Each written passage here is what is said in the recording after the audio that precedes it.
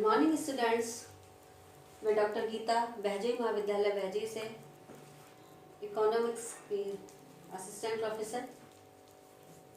आज मैं BA second year के स्टूडेंट्स को एक बहुत ही इम्पोर्टेंट टॉपिक विश्व बैंक लेकर आई हूँ। इससे पहले मैंने आपको IMF अंतर्राष्ट्रीय मुद्रा कोष पढ़ाया था और आज मैं आपको विश्व बैंक पढ़ाऊंगी। बहुत ही इम्पोर्टेंट है आपको एग्ज़ाम की दृष्टि से, है ना। Point of view of exam is very important chapter. तो आज हम पढ़ेंगे आज विश्व बैंक।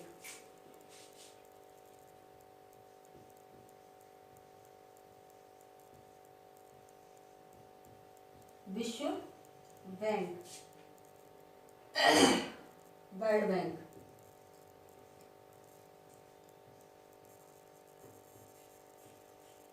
वर्ल्ड बैंक स्टूडेंट्स, देखिए विश्व बैंक कब, कैसे और क्यों बना। तो मैंने आपको बताया था कि ब्रेटन वुड्स सम्मेलन हुआ था 1944 में। 1944 में ब्रेटन वुड्स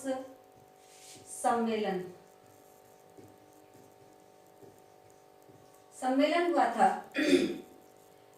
उसमें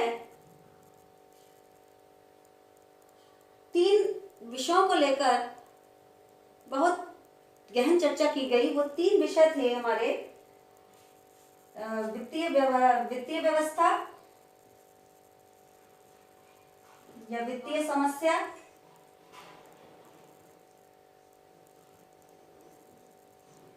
समस्या, दूसरा अल्प विकसित देशों का पुनर्निर्माण की समस्या। अल्प विकसित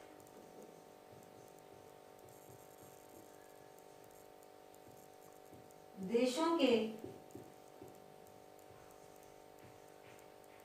पुनर्निर्माण की समस्या। पुनर्निर्माण की समस्या। और तीसरी थी अंतर्राष्ट्रीय व्यापार की समस्या। अंतर्राष्ट्रीय व्यापार की समस्या।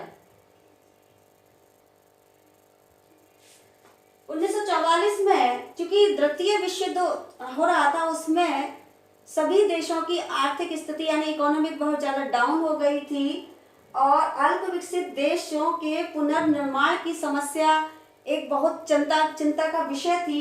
वित्तीय समस्या यानी जिन देशों की आर्थिक स्थिति युद्ध में एकदम जर्जरित हो गई थी, उनकी वित्तीय समस्या को कैसे संभाला जाए, है ना।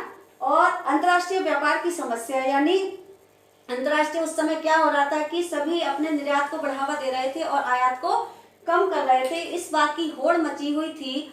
तो इन चीजों को यानी इन समस्याओं से कैसे इसका निदान किया जाए, कैसे इस समस्याओं का समाधान क्या हो, इस बात को लेकर 1944 में ब्रेटन वुड्स सम्मेलन हुआ था 44 देशों के साथ, जिसमें हमारा भारत देश भी था। मैंने आपको बताया था, जब मैं आपको IMF पढ़ा रही थी तब मैंने बताया था कि हमारा 1944 में ब्रेटन वुड्स सम्मेलन में हमारा भारत देश भी था।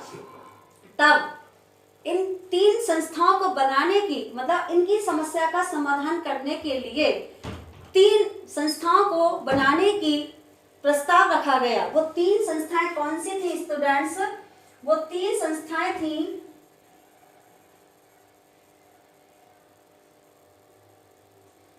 नंबर 1 IMF, नंबर 2 विश्व बैंक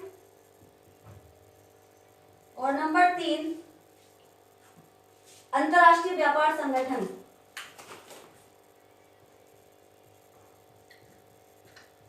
अंतर्राष्ट्रीय व्यापार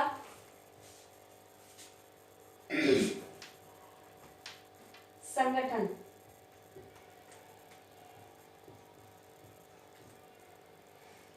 या विश्व व्यापार संगठन, अंतर्राष्ट्रीय व्यापार संगठन या विश्व व्यापार संगठन।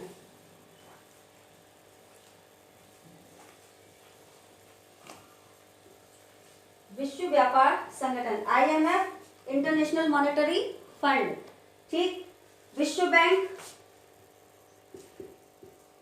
World bank.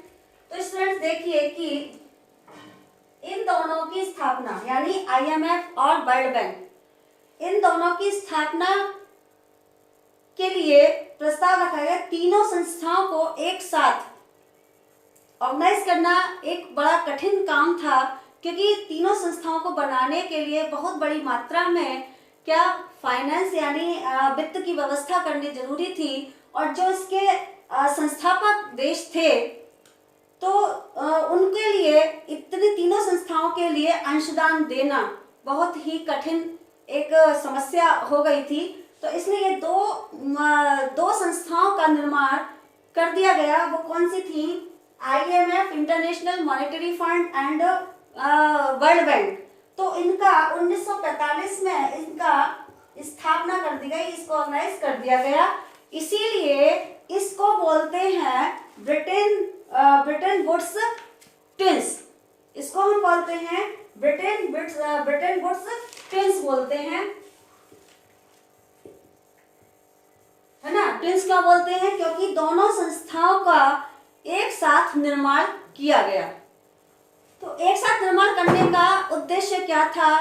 तो मैंने बताया कि ये 3 समस्याओं के निराकरण के लिए ही 3 संस्थाओं का प्रस्ताव रखा गया, जिसमें से 2 संस्थाओं का ऑर्गेनाइज की गई, है ना, IMF और विश्व बैंक। तो देखिए विश्व बैंक की स्थापना कब हुई? सबसे पहली बात, विश्व बैंक की स्थापना हुई 1945 में। वही उसी के साथ, किसके साथ? जो मैंने बताया था पहले, IMF के साथ। ओके स्टूडेंट्स,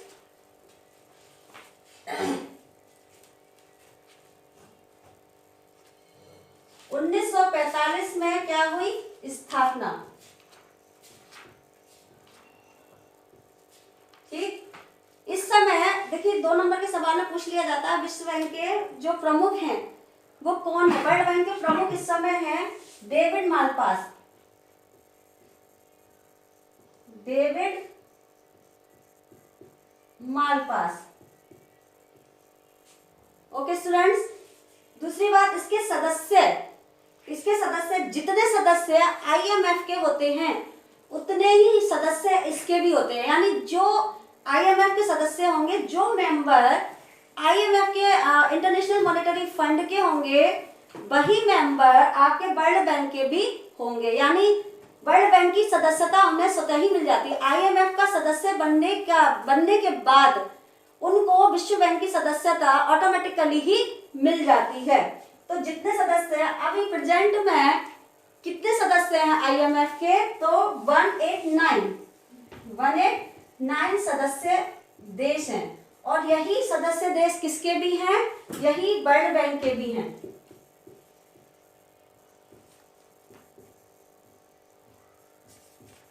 ओके स्टूडेंट्स, अब देखिए स्टूडेंट्स की वर्ल्ड बैंक जो है वो एक अकेली संस्था नहीं है, है ना, वो कई संस्थाओं का समूह है। तो वो संस्थाएं कौन सी हैं जिनका ये समूह है? तो देखिए ये बहुत सारी संस्थाएं हैं जिनका ये समूह है। विश्व बैंक एक संस्था नहीं है, बल्कि विश्व बैंक क्या है? विश्व बैंक एक समूह है। क्या है? एक समूह, एक ग्रुप है अनेक संस्थाओं का, है ना। 5 संस्थाओं का एक समूह है। कितनी? 5 संस्थाओं का एक ग्रुप है। वो संस्था कौन सी है? अंतर्राष्ट्रीय विकास परिषद, नंबर 1।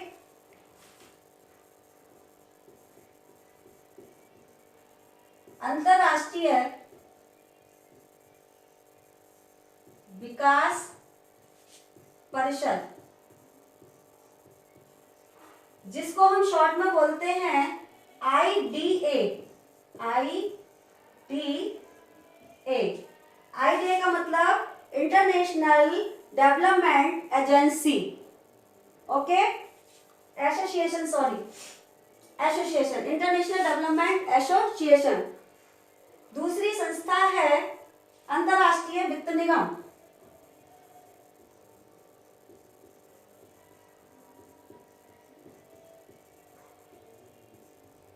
अंतर्राष्ट्रीय वित्त निगम,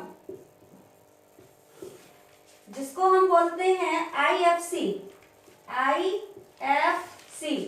यानी international finance corporation. Okay students, अंतर्राष्ट्रीय वित्त निगम।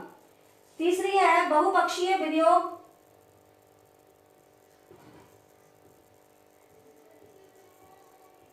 बहुपक्षीय विनियोग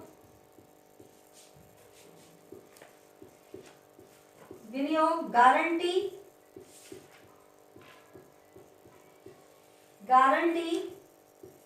संस्था, इसको शॉर्ट में बोलते हैं MIGA, है ना, बहुपक्षीय विनियोग गारंटी संस्था MIGA, ठीक है। Multinational investments guarantee association. Okay students, चौथी है अंतर्राष्ट्रीय पुनर्निर्माण,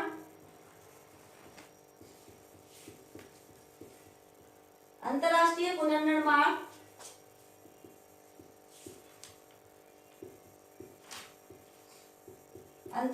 पुनर्निर्माण एवं विकास बैंक,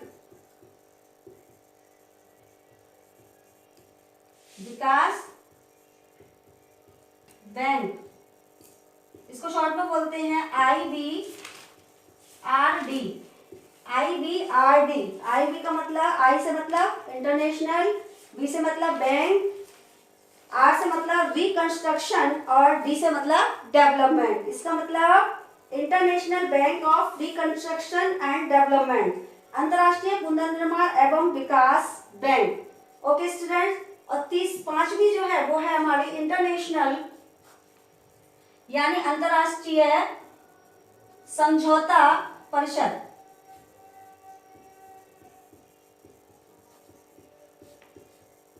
अंतर्राष्ट्रीय समझौते परिषद।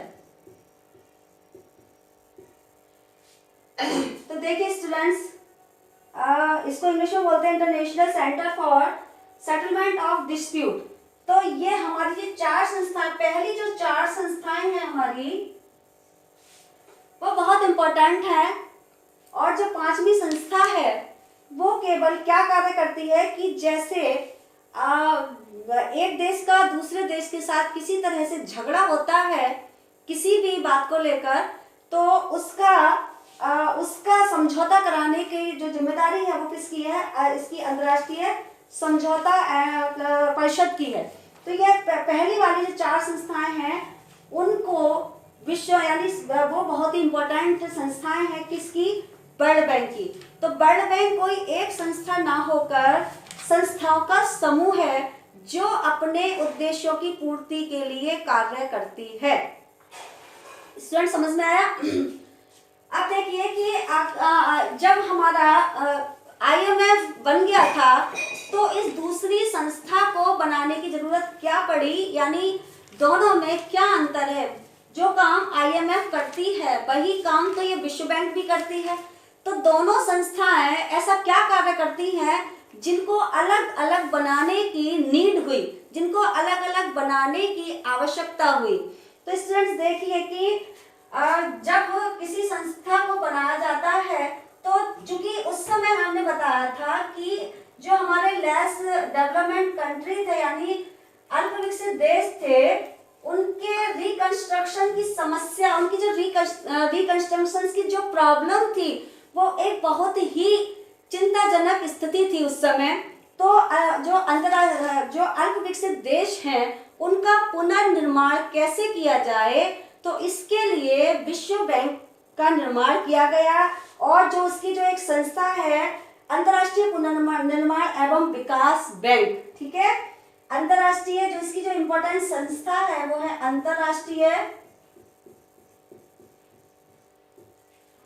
पुनर्निर्माण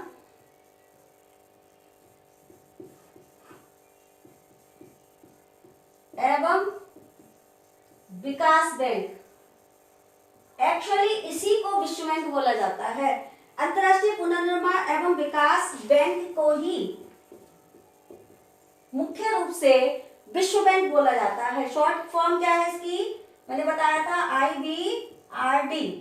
इस IBRD को ही मेनली विश्व बैंक बोला जाता है। ओके स्टूडेंट्स, तो चूंकि हमें इसके नाम से ही कुछ पता चल रहा है कि अंतर्राष्ट्रीय पुनर्निर्माण एवं विकास बैंक ये क्या कार्य करती है कि जो अल्प विकसित देश हैं उनके विकास के लिए उनकी इकोनॉमिक हेल्प करती है, उनको मदद करती है, आर्थिक रूप से उनकी मदद करती है। तो हम पहले दोनों संस्थाओं में एक अंतर जानेंगे, उसके बाद में हम इसके कार्यों को भी समझेंगे। तो देखिए जो IMF है, ओके, यहाँ मैं लिखती हूँ IMF और यहाँ मैं लिखती हूँ वर्ल्ड बैंक।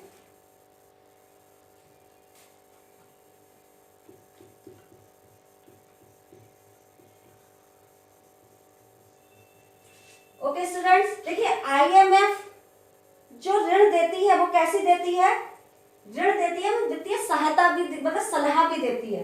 ये वित्त के साथ साथ आर्थिक सलाह भी देती है।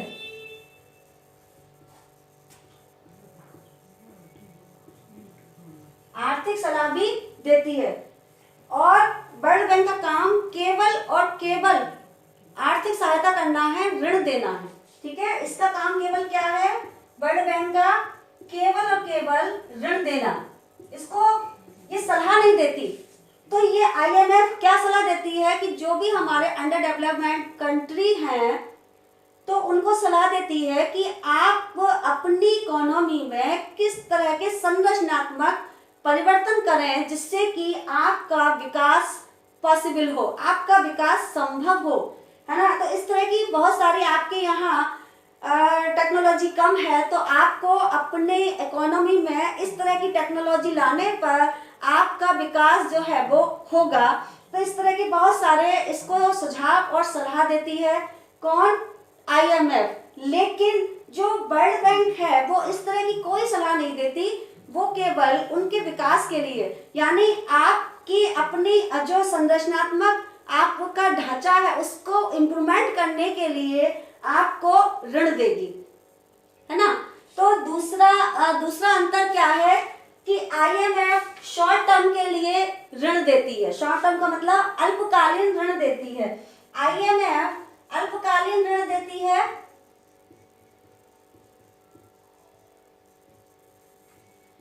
और ये दीर्घकालीन ऋण देती है। ये लॉन्ग टर्म के लिए देती है, दीर्घकालीन ऋण देती है। यानी ये शॉर्ट टर्म के लिए देती है, ये कुछ समय के लिए देती है, और ये दीर्घकालीन देती है यानी 1 साल 2 साल के लिए ऋण देती है। लेकिन ये बहुत कम समय के लिए, 1 महीने के लिए, 2 महीने के लिए, 3 महीने के लिए ये ऋण देती है। तो ये किस लिए देती है, ये केवल भुगतान संतुलन को ठीक ठाक करने के लिए देती है। ये किसको देती है, ये केवल भुगतान संतुलन को ठीक करने के लिए ऋण देती है।